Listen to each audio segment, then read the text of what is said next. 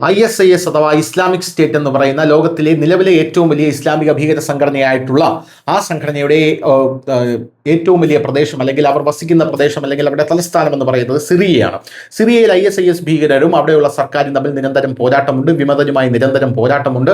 ISIS ഭീകരരുടെ താവളങ്ങൾ നിരന്തരം America തകർത്തുകൊണ്ടിരിക്കുന്ന വാർത്തയും നമ്മൾ നിരന്തരം കേൾക്കാറുള്ളതാണ്. ഈ ഇടയ്ക്ക് കൂടെ ISIS ഭീകര കേന്ദ്രങ്ങളിൽ വലിയ വ്യോമാക്രമണം അമേരിക്ക നടത്തി എന്നുള്ള റിപ്പോർട്ടുകൾ നമ്മൾ കണ്ടതാണ്. ഇപ്പോഴിതാ ഒരു ആശങ്കാജനകമായിട്ടുള്ള വാർത്തയാണ് സിറിയയെ സംബന്ധിച്ചിടത്തോളം പുറത്തു വരുന്നത്. അതായത് 1500-ലധികം ISIS ഭീകരർ അവിടെ നിന്നും രക്ഷപ്പെട്ടു. അതായത് അവിടുത്തെ ജയിലുകളിൽ നിന്നും രക്ഷപ്പെട്ടു, സിറിയയിലെ ജയിലുകളിൽ നിന്നും രക്ഷപ്പെട്ടു എന്ന റിപ്പോർട്ടുകളാണ് പുറത്തു വരുന്നത്. വടക്ക് കിഴക്കൻ സിറിയയിൽ അറസ്റ്റിലായ ആയിരക്കണക്കിന് ഐസിസ് ഭീകരരെ കുർദിഷ് സിറിയൻ ഡെമോക്രാറ്റിക് ഫോഴ്സ് നടത്തുന്ന ക്യാമ്പുകളിൽ പാർപ്പിച്ചിട്ടുണ്ടെന്ന് സിറിയൻ സൈന്യം ഇപ്പോൾ അറിയിക്കുന്നുണ്ട്. എന്നാൽ കുർദിഷ് സൈന്യം ക്യാമ്പുകളിൽ നിന്ന് സൈന്യത്തെ പിൻവലിച്ച് അവരെ ഉപേക്ഷിക്കുകയായിരുന്നു എന്നുള്ള റിപ്പോർട്ടുകളാണ് ലഭിക്കുന്നത്. ഇത് മുതലെടുത്ത് നിരവധി IS ഭീകരർ ഈ ക്യാമ്പിൽ നിന്ന് രക്ഷപ്പെട്ടിട്ടുണ്ട്. സിറിയൻ ഡെമോക്രാറ്റിക് ഫോഴ്സും ഈ ക്യാമ്പിന്റെ ഉത്തരവാദിത്തം തങ്ങളുടെ സൈനികരാണെന്ന് അംഗീകരിക്കുകയും ചെയ്തിട്ടുണ്ട്.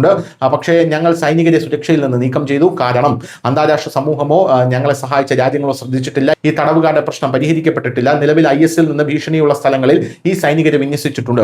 വടക്ക് കിഴക്കൻ ക്യാമ്പിൽ നിന്ന് 120 ഇസ്ലാമിക് സ്റ്റേറ്റ് തീവ്രവാദികൾ രക്ഷപ്പെട്ടതായി ഒരു മുതിർന്ന മന്ത്രി നേരത്തെ പറഞ്ഞിരുന്നു. ഇതിൽ 81 പേരെ തിരിച്ചുപിടിച്ചു. ഇത് റിപ്പോർട്ട് പ്രകാരം 1500 തീവ്രവാദികൾ രക്ഷപ്പെട്ടു എന്നാണ് അറിയാൻ സാധിക്കുന്നത്.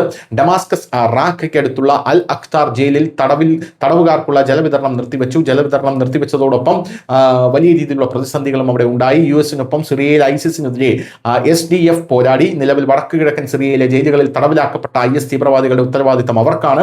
2017 ഇറാഖിലും 2 വർഷത്തിന് ശേഷം സിറിയയിലും IS പരാജയപ്പെട്ടു. എന്നിരുന്നാലും അതിന്റെ സ്ലീപ്പർ സെല്ലുകൾ അതായത് ISIS-ന്റെ സ്ലീപ്പർ സെല്ലുകൾ ഇപ്പോഴും അവിടെ സജീവമാണ് എന്ന റിപ്പോർട്ടുകളാണ് നമുക്ക് ലഭിക്കുന്നത്. News desk news India Malayalam.